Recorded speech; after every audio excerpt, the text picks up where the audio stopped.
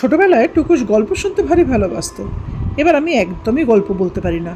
ফলে সেই গল্পটা আছে না, যে একটা গাছ থেকে পাখি উড়ে যাচ্ছে ফুরুত, পাখি উড়ে যাচ্ছে ফুরুত, এই করেই গোটা গল্পটা শেষ। আমি ওকে ওইভাবেই প্রায় গল্প বলতাম।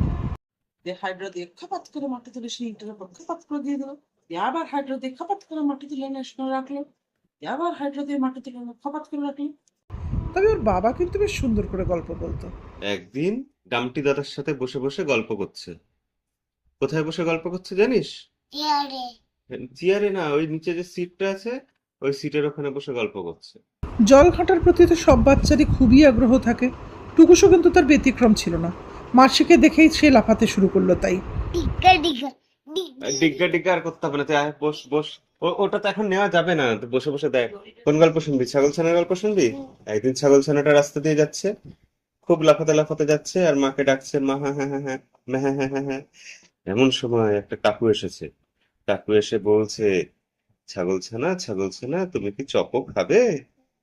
ছাগল ছানা বলেছে হ্যাঁ। বলছে তুমি কি আইসক্রিম খাবে? বলছে হ্যাঁ। তখন হ্যাঁ, ব্যথাটা পরে হবে, তুই গল্প শুনবি কি আদৌ? তখন কাকু ওকে এরকম আইসক্রিম দেওয়ার জন্য নিয়ে ডেকেছে। ছাগল ছানা মায়ের কাছ থেকে কাকুর কাছে গেছে। এইবার গিয়ে দেখছে কাকুর হাতে একটা ব্যাগ ছিল। ব্যাগের মধ্যে কাকু ওকে ভরে একদম পুড়ে নিয়েছে। ব্যাস, ছাগল ছানা তো আর কিচ্ছু দেখতে পাচ্ছে না, মাকে খুঁজে পাচ্ছে না, দূরে চলে গেছে আর কান্না কান্না করছে। তার উপর আবার বাবার একখানা প্যান্ট পরে নিয়েছে, ঢোলা স্কার্টের মতো। উফ। দিদি। হ্যাঁ, ছোট দিদি। তুই আর গল্প শুনবি? গল্প শোনার মধ্যেও কি ডিস্টার্বটাই করে। তুই আর গল্প শুনবি কি শুনবি না সেটা বল আমাকে, তাহলে ভালো করে মন দিয়ে শোন। আচ্ছা, এই গল্পটা থাক, তুই হাম্পটি দাদার গল্পটা শুনবি কি? উফ, তুই প্যান্ট নিয়েই ব্যস্ত থাক। তুই বুঝ বড় দাদা? কত বড় দাদা? ইয়াব বড়?